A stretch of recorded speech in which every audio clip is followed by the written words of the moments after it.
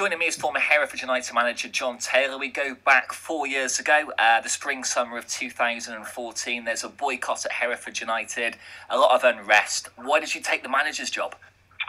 I took the manager's job because I know that there was a procedure of people being interviewed, and I knew the people that were in charge of the club or just bought the club, and effectively there was a streamline of people that they interviewed, and they thought that I was the person for the job. It was good for me because obviously Hereford United is a massive club, and it was a full-time position. I've worked for quite a few professional clubs in the past, and it was a great sort of coup for me to get involved with a club with all the glorious past it's got. How did you get on with Tommy Agonbar and Andy Lonsdale? I mean, to be honest with you, I didn't really get involved with who owned the club. My first and foremost was to run the club, run the team, and bring the players in, sort out contracts, players that are on contracts, and it wasn't really a matter of were we involved. We had very little sort of contact. I knew those guys that run the club, and I knew that Andy Lonsdale was involved in it, Tommy Agonbar was involved. But from my point of view, I got on well with all parties.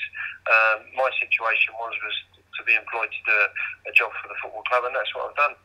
Was there any outside interference from Tommy and Andy in regards of team selection? No, there was all this in the papers that Tommy and Andy had picked the side. I mean, that's just nowhere near the truth. I mean, I was the only person that picked the team. I was the only person, apart from another person that brought some players in, but they were never involved with selection. They were never involved with who should have played for the club. And I stand and fall on the decisions that I made, wrongly or rightly. Tommy's son Harry signed on loan from Swindon. Was that your signing, or was Tommy involved in that?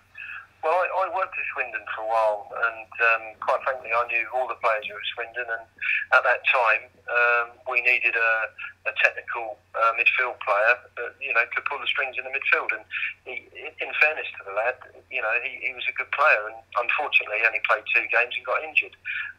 We could have done with him really to the end of sort of the tenure of obviously the club carrying on, because he is a good player, and he's a player that is still playing. I think he's playing out in the States at the minute. How hard was it to motivate the squad, knowing there were a lot of Hereford supporters who wanted you to fail? Yeah, I think a lot of the supporters wanted me to fail, quite frankly, because I was a person that wasn't local. Although I sort of befriended quite a few people from Hereford, and I've still got friends down in Hereford now, and I still go and visit them, and they come and visit me. In fairness to me, didn't really bother me too much. It does. I mean, I put some words in the local papers that why don't you come and support your local team? And a few of the Law supporters previously took umbrage over it. But from my point of view, it was a matter of trying to clear the air, trying to get the supporters down to support the club. I've got fond memories at the club. I love the club, and to be fair, it's a situation now where I'm glad that they've been promoted now into the conference, and it's a situation where I hope they get into the Vanarama Premier very soon. It's for me. I had never had any problems with people down in Hereford, and as I say, I've got a lot of friends still there now.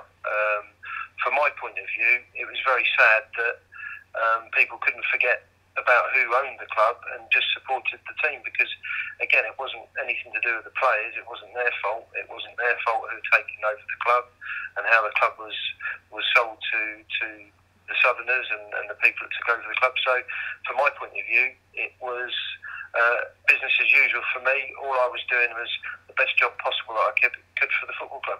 Speaking of the players, there were stories of them staying overnight at Edgar Street. Was that true?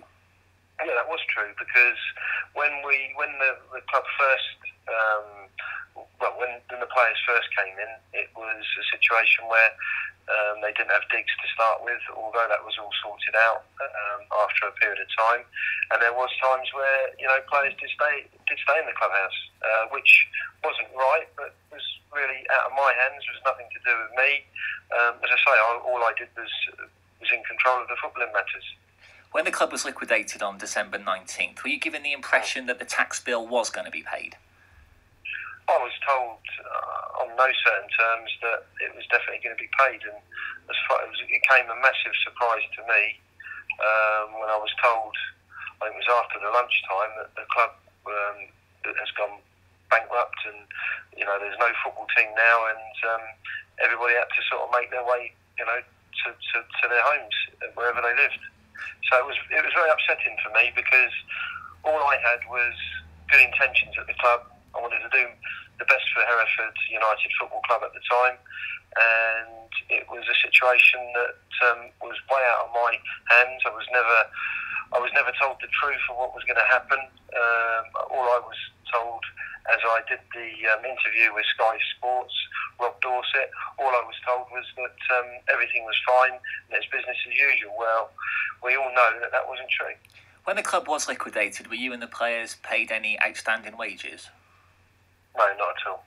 We weren't paid a thing.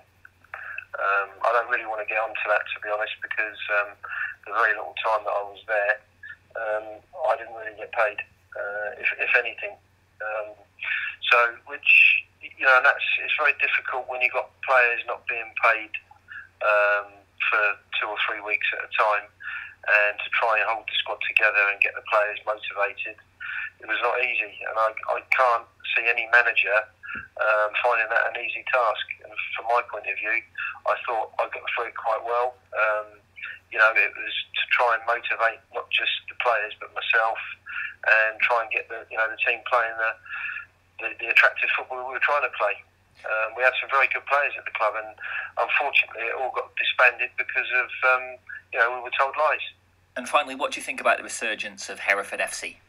Well, I think it's excellent. It's very good. I mean, they've certainly got the town, everybody behind them. They get very good support. Obviously, Peter Beadle's done well with over the last 2 seasons. He's got the club promoted, which is great. And I think the club now, all it can do is go from strength to strength, and I hope it does. From my point of view, I wish I had that opportunity with, obviously the town stroke city behind the players, behind the club itself. I haven't had that. I didn't have that sort of comfort. And from my point of view, I think Peter now will be. He will see now how difficult it will be to run a side at that sort of level. Again, the club does well on the budget, and if you've got that sort of money coming in, with respect, they should do well. A manager or management team should do well, because the club's got total support from obviously the crowd. The crowd brings in people that come through the turnstile, pays the management team and the players' wages. And all I can say is, the town has got behind the football club in a massive way.